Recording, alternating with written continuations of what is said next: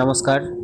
এই ভিডিওর মাধ্যমে আমি দেখাবো কিভাবে আপনারা আপনাদের BPL number, family ID number সরকার প্রাপ্ত এবং জব কার্ড নাম্বার কিভাবে পাবেন। তো চলুন আমরা চলে আসছি সরাসরি মোবাইল স্ক্রিনের গুগল ক্রোমে আসার পরে আমরা এখানে সার্চ করে নেব। দেখুন, মহাত্মা গান্ধী NREGA, এই সাইটটাতে আপনারা লগ ইন হয়ে যাবেন। ভিডিওটিকে স্কিপ না করে সম্পূর্ণ ভিডিওটি দেখবেন, যাতে কোনো স্টেপ মিস না করে আপনি আপনার ফ্যামিলির জব কার্ডের নাম্বার এবং বিপিএল কার্ডের নাম্বারটা দেখে নিতে পারেন।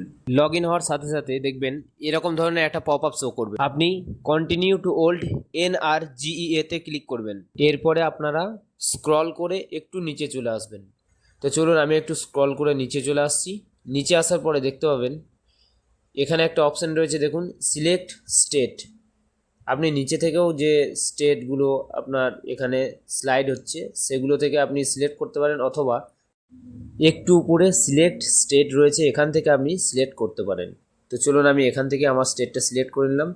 সিলেক্ট করার পরে দেখুন পরের অপশানে চলে এসছে ডিস্ট্রিক্ট। এখানে লক্ষ্য করবেন সমস্ত ডিস্ট্রিক্টের নাম শো করছে। তো চলুন আমি এখানে আমার ডিস্ট্রিক্টটাকে সিলেক্ট করে নেব। সিলেক্ট করার পরে আপনি যে ডিস্ট্রিক্টটা সিলেক্ট করবেন সেই ডিস্ট্রিক্টের যতগুলি ব্লক রয়েছে সমস্ত ব্লকের নাম কিন্তু এখানে আপনার শো করছে। দেখুন আমি আপনাকে দেখিয়ে দিচ্ছি, যতগুলি ব্লক রয়েছে সেই ব্লকের নামগুলির মধ্যে যেটা আপনার ব্লক, সেই ব্লকের নামটি আপনি এখানে সিলেক্ট করবেন। তো চলুন আমি এখানে আমার ব্লকের নামটা সিলেক্ট করলাম। ব্লকটাকে সিলেক্ট করার পরে দেখুন আপনার এখানে সেই ব্লকের যতগুলি পঞ্চায়েত রয়েছে সমস্ত পঞ্চায়েতের নাম কিন্তু এখানে দেখতে পাচ্ছেন, এবং আপনি আপনার যে পঞ্চায়েত সেই পঞ্চায়েত থেকে এখানে সিলেক্ট করবেন। সিলেক্ট করার পরে দেখবেন প্রথমেই যে অপশানটা রয়েছে জব কার্ড রেজিস্ট্রেশন, এখানে আপনাকে 3 নম্বরে যে অপশানটা রয়েছে দেখতে পাবেন জব কার্ড এমপ্লয়মেন্ট রেজিস্টার, এখানে ক্লিক করবেন। এবং ক্লিক করার পরে আপনার এলাকায় অর্থাৎ আপনার পঞ্চায়েতের যতগুলি এখানে জব কার্ড এমপ্লয় রয়েছেন সেই সমস্ত ব্যক্তিদের নাম এবং জব কার্ডের নাম্বার কিন্তু এখানে দেখতে পেয়ে যাবেন।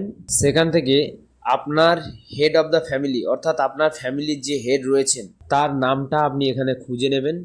যদি আপনার ফ্যামিলির জব কার্ড হয়ে থাকে তাহলে কিন্তু আপনার এখানে নাম শো করবে, আর যদি জব কার্ড না হয়ে থাকে তাহলে কিন্তু এখানে এই লিস্টে আপনি আপনার ফ্যামিলির সদস্যের নাম কিন্তু খুঁজে পাবেন না। তো এখানে আমার পরিবারের সদস্যদের নাম জব কার্ডে নথিভুক্ত আছে কি না সেটা আমি এখানে খুঁজে দেখব, এবং খুঁজে দেখার পরে আমি আপনাকে দেখাবো যে আমার ফ্যামিলির জব কার্ডের সাথে সাথে বিপিএল নাম্বার কি আছে এবং ফ্যামিলি আইডি নাম্বার কি রয়েছে। এখানে কিন্তু আপনাকে একটু ধৈর্য ধরেই নামটাকে খুঁজতে হবে, কারণ একটা পঞ্চায়েতে দেখুন অনেকগুলি গ্রাম রয়েছে, অনেকগুলি গ্রামকে নিয়ে একটা পঞ্চায়েত গঠিত হয়েছে। সমস্ত ব্যক্তির নাম কিন্তু এখানে শো করবে, এই নয় যে আপনার গ্রামেরই শুধু সমস্ত ব্যক্তির নাম রয়েছে। আমি এখানে জব কার্ডের এই যে নাম্বারটা, এই নাম্বারটা আমি এখানে ক্লিক করলাম। ক্লিক করার পরে দেখুন এই ধরনের কার্ডটা ওপেন হয়ে গেছে। তো এইখানেই কিন্তু আপনার সমস্ত ডিটেলস রয়েছে, জব কার্ডের নাম্বার, ফ্যামিলি আইডি, আপনার বিপিএল নাম্বার, সমস্ত কিছু এখানে কিন্তু আপনি পেয়ে যাবেন। আপনারা চাইলে এটার একটা প্রিন্ট আউটও নিয়ে রাখতে পারেন, কারণ আমরা বাড়িতে যে জব কার্ড রয়েছে সেই জব কার্ডটি থেকে আমরা কিন্তু জব কার্ডের নাম্বারটা পেয়ে যেতে পারি, যে বিপিএল নাম্বার সেই বিপিএল নাম্বার এবং ফ্যামিলি আইডি কিন্তু সেখান থেকে নাও পেতে পারি। তার জন্য আমাদেরকে এই কার্ডটিকে প্রিন্ট আউট করে রাখা অবশ্যই প্রয়োজন। তো চলুন আমি আর একটা কার্ড আপনাদেরকে ওপেন করে দেখাচ্ছি। তো একটু নিচে স্ক্রল করে গেলাম। স্ক্রল করে নিচে যাওয়ার পরে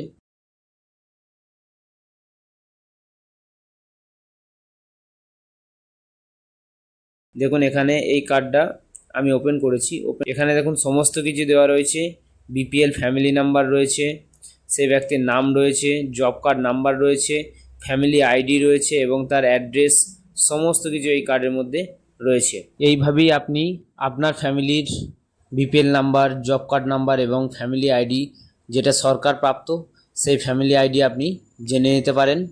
তবে হ্যাঁ, আমি আপনাদেরকে আরেকটা কথা জানাতে চাই যে যদি আপনার কার্ডের নামের স্পেলিং ভুল থাকে বা কোনো কিছু যদি ভুল থাকে সেটি সংশোধনের জন্য আপনি আপনার পঞ্চায়েতে গিয়ে যোগাযোগ করতে পারেন বা তাদের কাছ থেকে পরামর্শ নিতে পারেন কিভাবে আপনি এটা সংশোধন করবেন।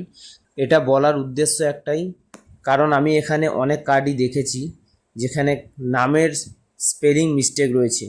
আশা করি সরকার পরবর্তী সময়ে এর অনলাইন পদ্ধতিও চালু করবে।